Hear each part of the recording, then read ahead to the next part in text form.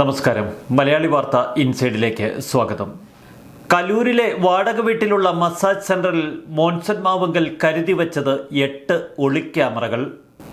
Police ഉദ്യോഗസ്ഥരും ഉന്നതരുമൊക്കെ നിത്യസന്ദർശകരായിരുന്ന ഈ massage സെന്ററിൽ നിന്ന് ഇനി എന്തൊക്കെയാണ് പുറത്തേക്കൊഴുകുക? 8 ഒളിക്യാമറകളുള്ള ഹാർഡ് ഡിസ്ക് പൂർണ്ണമായും നിറഞ്ഞു കവിഞ്ഞിരിക്കുന്നു. നിരവധി ദൃശ്യങ്ങൾ മായ്ക്കപ്പെട്ടിട്ടുമുണ്ട്. മോൻസൺ മാവുങ്കലിന്റെ ഒളിക്യാമറ ദൃശ്യങ്ങളിൽ പ്രത്യേക അന്വേഷണം നടത്താൻ അന്വേഷണ സംഘം തീരുമാനമെടുത്തു. ഇത് ഉന്നതരായ പലരുടെയും ഉറക്കം കെടുത്തും. അതുകൊണ്ട് തന്നെ ചിലരൊക്കെ നെട്ടോട്ടം ഓടാൻ തുടങ്ങി. പരാതിക്കാരിൽ ചിലരൊക്കെ പിന്നോക്കം പോയതിന് പിന്നിൽ ഇത്തരം ചില ബ്ലാക്ക്മെയിൽ തന്നെയായിരുന്നുവെന്ന് ഇപ്പോൾ റിപ്പോർട്ടുകളുണ്ട്. ആദ്യഘട്ടത്തിൽ മോൻസൺ മാവുങ്കലിനെതിരെ ശക്തമായ പ്രതികരണവുമായി രംഗത്തിറങ്ങിയ പരാതിക്കാരൊക്കെ ഇപ്പോൾ ഉൾവലിഞ്ഞിരിക്കുന്നു. മോൻസൺ മാവുങ്കലിന്റെ കേസ് ഉയർന്നു വന്നപ്പോൾ തന്നെ മോൻസന്റെ മസാജ് സെന്ററിൽ പ്രായപൂർത്തിയാവാത്ത പെൺകുട്ടികളെ ഉപയോഗിച്ച് മസാജ് നടത്തുന്നുവെന്ന റിപ്പോർട്ടുകൾ പുറത്തു വന്നിരുന്നു. പിന്നീടാണ് 17 വയസ്സുള്ള ഒരു പെൺകുട്ടി തന്നെ മസാജ് സെന്ററിൽ ജോലിക്ക് വച്ചിരുന്നുവെന്നും 17-ാം വയസ്സ് മുതൽ മോൻസൺ മാവുങ്കൽ തുടർച്ചയായി 2 വർഷം തന്നെ പീഡിപ്പിച്ചുവെന്നും പോലീസിന് മുൻപാകെ പരാതി കൊടുത്തത്. മോൻസന്റെ കലൂരിലെ വീട്ടിലെ മുകൾ നിലയിൽ 8 ക്യാമറകളാണ് ഘടിപ്പിച്ചിരിക്കുന്നത്. തിരുമൽ കേന്ദ്രത്തിലെത്തുന്ന പല വിശിഷ്ട വ്യക്തികളുടെയും കൂടുതൽ ദൃശ്യങ്ങൾ മോൻസൺ ബ്ലാക്ക് മെയിലിങ്ങിനായി ഉപയോഗപ്പെടുത്തിയിട്ടുണ്ടാവാം. വീട്ടിലെ പരിശോധന ചികിത്സാ മുറിയിൽ നിന്ന് ഗർഭനിരോധന ഗുളികകളും ഉറകളുമൊക്കെ കണ്ടെത്തി എന്ന റിപ്പോർട്ടുകളും പുറത്തു വരുന്നു. എന്തായാലും വിശദമായ പരിശോധന തന്നെയാണ് ആ ചികിത്സാ മുറിയിൽ നടന്നിരുന്നതെന്ന് വ്യക്തം. സിനിമ, പോലീസ്, രാഷ്ട്രീയ രംഗത്തെ ഉന്നതരൊക്കെ നിത്യസന്ദർശകരായിരുന്നു മോൻസൺ മാവുങ്കലിന്റെ പക്കൽ. ചില രാഷ്ട്രീയ നേതാക്കളൊക്കെ മോൻസനെ സമീപിച്ചത് ചികിത്സയ്ക്ക് വേണ്ടിയായിരുന്നു. മോൻസൺ മാവുങ്കലിന്റെ ചികിത്സ വളരെ നന്നായിരുന്നുവെന്ന് അഭിപ്രായപ്പെട്ട സിനിമാ നടികൾ വരെ നമുക്കിടയിലുണ്ട്. നിരവധി സിനിമാ നടന്മാരും നടിമാരുമൊക്കെ ചികിത്സയ്ക്കായി മോൻസന്റെ അടുക്കൽ പതിവായി എത്തുന്നുണ്ടായിരുന്നു. ചികിത്സയ്ക്കെന്ന പേരിൽ വീട്ടിലെത്തിയിരുന്ന ഉന്നതരുടെയും തൻ്റെയുമൊക്കെ ദൃശ്യങ്ങൾ മോൻസൺ രഹസ്യമായി ചിത്രീകരിച്ചുവെന്നാണ് ആ പ്രായപൂർത്തിയാവാത്ത പെൺകുട്ടി പോലീസിൽ പറഞ്ഞിരിക്കുന്നത്. അങ്ങനെയെങ്കിൽ കൂടുതൽ ദുരൂഹമാണ് കാര്യങ്ങൾ. മോൻസൺ മാവുങ്കലിന്റെ ഒളിക്യാമറയിൽ പതിഞ്ഞവരാര്? ഇന്നലെ കേരളം അന്വേഷിച്ച ഏറ്റവും വലിയ ചോദ്യവും അതുതന്നെയായിരുന്നു. സമൂഹ മാധ്യമങ്ങളിലൊക്കെ മിക്കവരും കുറിക്കുന്നു മോൻസന്റെ തുണ്ട് ഉടൻ റിലീസാണ്. മോൻസന്റെ ആ ദൃശ്യങ്ങളിൽ എന്താണുള്ളതെന്ന് ഒരുപക്ഷെ അന്വേഷണ സംഘത്തിന് മുന്നിലും പലരും ചോദിച്ചു കാണും.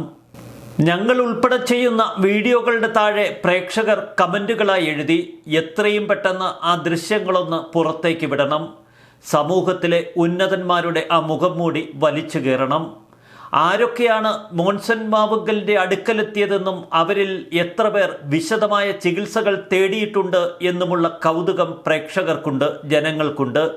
അതുകൊണ്ട് തന്നെയാണ് അവർ ഇത്തരത്തിൽ കമന്റുകൾ അയക്കുന്നതും. ഒരു കാര്യം ഉറപ്പു തന്നെയാണ്, മോൻസൺ മാവുങ്കൽ അത്ര ചില്ലറക്കാരനായിരുന്നില്ല. ഉന്നതരായ ഒരു വ്യക്തിയും മോൻസനെതിരെ ഇതുവരെ ഒരു നെഗറ്റീവ് പരാമർശം പോലും നടത്താതിരുന്നത് ഇത്തരം ചില കൈക്രിയകൾ പുറത്താകും എന്ന ഭയം കൊണ്ടാണ്. മോൻസൺ മാവുങ്കലിന്റെ അടുക്കലെത്തിയ സിനിമാ താരങ്ങളൊക്കെ മോൻസൺ മാവുങ്കലിനെ പുകഴ്ത്തി തന്നെയാണ് പിന്നീട് മാധ്യമങ്ങളിലൂടെ പ്രതികരിച്ചതും. ഒരാൾ പോലും മോൻസനെതിരെ ചെറിയ ഒരു പരാതി പോലും ഉയർത്തിയില്ല. ആദ്യഘട്ടത്തിൽ മോൻസൺ മാവുങ്കലിനെതിരെ പരാതി നൽകിയ കോഴിക്കോട്ടുകാരനായ ഒരു വ്യവസായി ഇപ്പോൾ പിടയുകയാണ്. ഈ വ്യവസായിക്ക് മുഖ്യമന്ത്രിയുടെ ഓഫീസുമായി ഒരു ബന്ധമുണ്ട്. മുഖ്യമന്ത്രിയുടെ മരുമകൻ മുഹമ്മദ് റിയാസുമായി ബന്ധുതയുള്ള ഒരാളുടെ സുഹൃത്താണ് ഇയാൾ എന്നൊക്കെ ചില മാധ്യമങ്ങൾ ആദ്യകാലങ്ങളിൽ കുറിച്ചിരുന്നു. എന്തായാലും ആദ്യം മുന്നോട്ട് വന്ന പരാതിക്കാരൊക്കെ ഇപ്പോൾ പിന്നോക്കം പാഞ്ഞിരിക്കുന്നു. പരാതിക്കാർ ഇത്രയേറെ തുക മോൻസൺ മാവുങ്കലിന് കൊടുത്തു എന്ന വിവരം എൻഫോഴ്സ്മെന്റ് ഡയറക്ടറേറ്റും അന്വേഷിച്ചു തുടങ്ങി. ശ്രീവത്സം ഗ്രൂപ്പ് 6.5 കോടി രൂപയാണ് മോൻസന്റെ പക്കൽ ഏൽപ്പിച്ചത്. ശ്രീവത്സം നേരത്തെ തന്നെ നാഗാലാൻഡുമായി ബന്ധപ്പെട്ട് ചില ചില്ലറ വിവാദങ്ങളിലൊക്കെ പെട്ടിരുന്നു. ഇപ്പോൾ കൂടുതൽ കുരുക്കിലാവുകയാണ് ശ്രീവത്സം ഉൾപ്പെടെയുള്ള ഈ പരാതിക്കാർ. നിരവധി ഉന്നതർ ഇവിടെ ചികിത്സയ്ക്കെത്തി എന്നത് വ്യക്തമാണ്. പ്രായപൂർത്തിയാകാത്ത പെൺകുട്ടികളെ കലൂരിലെ വീട്ടിൽ താമസിപ്പിച്ചിരുന്നതായി നേരത്തെ ശ്രീവത്സം ഗ്രൂപ്പിന്റെ മാനേജർ കൊച്ചി സിറ്റി പോലീസ് കമ്മീഷണർക്ക് നൽകിയ പരാതിയിലും എടുത്തു പറഞ്ഞിരുന്നു. ഉന്നതരുടെ ദൃശ്യങ്ങൾ മോൻസൺ പകർത്തിയെന്ന സംശയം നേരത്തെ തന്നെ പലർക്കും ഉണ്ടായിരുന്നു. കഴിഞ്ഞ ചൊവ്വാഴ്ചയാണ് പോക്സോ കേസിൽ മോൻസൺ മാവുങ്കൽ അറസ്റ്റിലാകുന്നത്. ആദ്യം തട്ടിപ്പ് കേസുകൾക്കാണ് മോൻസൺ അറസ്റ്റിലായിരുന്നതെങ്കിലും പിന്നീട് പോക്സോ കേസിൽ പെട്ടതോടെ അടപടലം പെട്ടു. മോൻസൺ മാത്രമല്ല, മോൻസന്റെ ചില ജോലിക്കാരും ഈ പെൺകുട്ടിയെ പീഡിപ്പിച്ചതായി പെൺകുട്ടിയുടെ പരാതിയിലുണ്ട്. അവരുടെ അറസ്റ്റും എത്രയും പെട്ടെന്നുണ്ടാകും എന്നാണ് പുറത്തുവരുന്ന റിപ്പോർട്ടുകൾ. മോൻസന്റെ മുൻ സുഹൃത്തും പ്രവാസി മലയാളി ഫെഡറേഷൻ കോർഡിനേറ്ററുമായ അനിത പുല്ലയിൽ എത്രയും പെട്ടെന്ന് കേരളത്തിലെത്തും എന്ന പ്രതീക്ഷയിലാണ് ഇപ്പോൾ അന്വേഷണ സംഘം. ഇക്കഴിഞ്ഞ ദിവസം ഓൺലൈൻ ചോദ്യം ചെയ്യൽ അനിതയുമായി അന്വേഷണ സംഘം നടത്തിയെങ്കിലും തുടർ ചോദ്യം ചെയ്യലുകൾക്ക് കേരളത്തിൽ എത്തേണ്ടി വരും. ഇപ്പോൾ മോൻസൺ മാവുങ്കലിൻ്റെ പഴയകാല സംഭവങ്ങൾ ഓരോന്ന് പുറത്തേക്ക് വരുമ്പോൾ ഇക്കാര്യങ്ങളിലൊക്കെ കൂടുതൽ വ്യക്തത നൽകാൻ അനിത പുല്ലയിലിന് കഴിയും എന്ന് അന്വേഷണ സംഘം ഉറച്ചു വിശ്വസിക്കുന്നു. മോൻസൺ മാവുങ്കലിൻ്റെ 2 സ്റ്റാഫുകളുമായി നേരത്തെ അനിത പുല്ലയിൽ പരസ്യമായി ഉടക്കിയിരുന്നു. അവർക്കെതിരെ ശക്തമായി പ്രതികരിക്കാനും അനിതയ്ക്ക് ഒട്ടും മടിയുണ്ടായിരുന്നില്ല. തുടർ ചോദ്യം ചെയ്യലുകളിൽ അനിത പുല്ലയിൽ ഈ സ്റ്റാഫുകൾക്കെതിരെ വീണ്ടും ആരോപണമുന്നയിച്ചാൽ അന്വേഷണ സംഘത്തിന് തങ്ങളുടെ ജോലി എളുപ്പമാകും. പിന്നീട് ഈ ജീവനക്കാരെ വിളിച്ചു വരുത്തി കൂടുതൽ വിശദീകരണം തേടാം. ആവശ്യമെങ്കിൽ അറസ്റ്റിലേക്കും നീങ്ങാം. മോൻസൺ മാവുങ്കലിന്റെ ചികിത്സാ കേന്ദ്രത്തിൽ പ്രവർത്തിച്ചിരുന്ന ഒരു യുവതി ഈ അടുത്ത കാലത്ത് ചില വിവാദങ്ങളിൽപ്പെട്ടിരുന്നു. അവിടെ അനാശാസ്യ ഏർപ്പാടുകൾ നടക്കുന്നുവെന്ന വിവരമൊന്നും തനിക്കില്ല എന്നാണ് അവർ പരസ്യമായി വിളിച്ചു പറഞ്ഞത്. അവരെയും കൂടുതൽ വിശദമായി ചോദ്യം ചെയ്യേണ്ടി വരും. മോൻസൺ മാവുങ്കലുമായി ബന്ധപ്പെട്ട സാമ്പത്തിക തട്ടിപ്പുകൾക്ക് പുറമെ തിരുവനന്തപുരത്തെ ഏറെ പേരുകേട്ട ഗുണ്ടയായ ഓം പ്രകാശുമായുള്ള ബന്ധവും ഇപ്പോൾ അന്വേഷണ സംഘം ശക്തമായി അന്വേഷിക്കുന്നു. ഓം പ്രകാശിന്റെ പേരിലുള്ള മുളവുകാട് സ്റ്റേഷനിലെ കേസ് ഒതുക്കാൻ മുന്നിട്ടിറങ്ങിയത് മോൻസൺ തന്നെയാണ്. മോൻസന് ഓം പ്രകാശിനെ പരിചയപ്പെടുത്തിയത് ഒരു ഉന്നത പോലീസ് ഉദ്യോഗസ്ഥനാണ് എന്ന വാർത്തകളും പുറത്തുവരുന്നു. തിരുവനന്തപുരത്തുള്ള ഗുണ്ടാ നേതാവ് ഓം പ്രകാശിനെ കൊച്ചിയിലേക്ക് അന്വേഷണ സംഘം ഉടൻ വിളിച്ചു വരുത്തും. മോൻസൺ മാവുങ്കലുമായി ഏതൊക്കെ തരത്തിൽ ഓം പ്രകാശ് ബന്ധപ്പെട്ടിരുന്നു എന്നതിനെക്കുറിച്ച് പോലീസ് വിശദമായി അന്വേഷിക്കും. പരാതിക്കാരെ ഒതുക്കാൻ ഓം പ്രകാശിനെ പോലെയുള്ള ഗുണ്ടകളെ മോൻസൺ മാവുങ്കൽ ഉപയോഗിച്ചിട്ടുണ്ടോ? കേസ് ഒതുക്കാൻ മോൻസന്റെ സഹായത്തോടെ നഗരത്തിലെ ഒരു അസിസ്റ്റന്റ് കമ്മീഷണർ വഴി പണം നൽകിയെന്നാണ് ഇപ്പോൾ പുറത്തുവരുന്ന സൂചനകൾ. ഗുണ്ടകളും പോലീസ് ഉന്നതരുമൊക്കെ അടങ്ങിയ വലിയൊരു വലക്കണ്ണി തന്നെയാണ് മോൻസൺ കൊച്ചിയിൽ സൃഷ്ടിച്ചെടുത്തത്.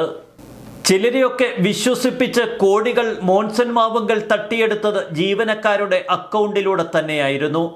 ജീവനക്കാരുടെ അക്കൗണ്ടിലൂടെ വന്ന കോടികളും ലക്ഷങ്ങളുമൊക്കെ അവർ പിൻവലിച്ചതിൻ്റെ രേഖകൾ ഇപ്പോൾ അന്വേഷണ സംഘത്തിന് മുന്നിലുണ്ട്. എന്നാൽ ഈ പണം എവിടെയെന്ന ചോദ്യം ഇപ്പോഴും ബാക്കിയാണ്. ജീവനക്കാരോടൊക്കെ ചോദിക്കുമ്പോൾ ഈ പണം മോൻസന്റെ പക്കൽ തങ്ങൾ ഏൽപ്പിച്ചുവെന്നാണ് അവർ മറുപടി പറയുന്നത്. എന്നാൽ മോൻസൺ പറയുന്നത് എനിക്ക് അങ്ങനൊരു സംഭവം അറിയില്ല എന്നു തന്നെ. മോൻസൺ മാവുങ്കലിന്റെ മാനേജർമാരുടെയും ജോലിക്കാരുടെയും ഒക്കെ മൊഴിയെടുക്കൽ പൂർണ്ണമായി. എന്നിട്ട് പോലും ഈ പണം എവിടെ എന്ന കാര്യത്തിൽ ഇതുവരെ സ്ഥിരീകരണമില്ല. മകളുടെ വിവാഹ നിശ്ചയം കഴിഞ്ഞ് വിവാഹത്തിനു ശേഷം ബോൾഗട്ടി പാലസിൽ വിശാലമായ ഒരു ആഘോഷ പാർട്ടി നടത്താൻ മോൻസൺ തീരുമാനിച്ചിരുന്നു. ഈ ആഘോഷ പാർട്ടിയിലേക്ക് മോൻസൺ വിളിച്ചു വരുത്താനിരുന്നത് 12ഓളം മന്ത്രിമാരെ. ഒരുപക്ഷെ മോൻസൺ ആ കൃത്യദിവസം അറസ്റ്റിലായിരുന്നില്ല എങ്കിൽ അടപടലം കേരളത്തിലെ മന്ത്രിമാരൊക്കെ മോൻസന്റെ വലയിൽ പെട്ടേനെ. മോൻസൺ മാവുങ്കൽ നടത്തുന്ന ചാരിറ്റി പ്രവർത്തനങ്ങളുടെ മറവിൽ എന്തൊക്കെ തട്ടിപ്പുകൾ നടന്നിട്ടുണ്ട്. മോൻസൺ നിരവധി സമൂഹ വിവാഹങ്ങളൊക്കെ നടത്തിയിട്ടുണ്ട് എന്നൊക്കെ ചിലർ തട്ടിവിടുന്നു. ഇതിൻ്റെയൊക്കെ പിന്നാമ്പുറ കഥകൾ എന്താണ്? കൂടുതൽ ദുരൂഹമായി കാര്യങ്ങൾ മുന്നേറുന്നു എന്ന് തന്നെ നമുക്ക് വിലയിരുത്തേണ്ടി വരും. ഏറ്റവും ഒടുവിൽ ജനം ചോദിക്കുന്ന ഒരു ചോദ്യം തന്നെയുണ്ട്. അതിൻ്റെ ഉത്തരം കേരളത്തിന് ലഭിക്കുമോ എന്ന് കാത്തിരുന്ന് കാണാം. മോൻസൺ മാവുങ്കലിൻ്റെ മസാജ് പാർലറിലെത്തിയ ഉന്നതർ ആരൊക്കെയാണ്? അവർക്ക് കിട്ടിയ ചികിത്സാ വിധികൾ എന്തൊക്കെയായിരുന്നു? എന്തൊക്കെ ദൃശ്യങ്ങളാണ് അവിടെ പകർത്തപ്പെട്ടത്? മോൻസൺ മാവുങ്കൽ ഈ ദൃശ്യങ്ങൾ ഉപയോഗിച്ച് ഇവരെ ഏതെങ്കിലും തരത്തിൽ ബ്ലാക്ക്മെയിൽ ചെയ്തിട്ടുണ്ടോ? കൂടുതൽ ദുരൂഹതയാണ് കാര്യങ്ങൾ. ന്യൂസ് ഡെസ്ക് മലയാളി വാർത്ത ഇൻസൈഡ്.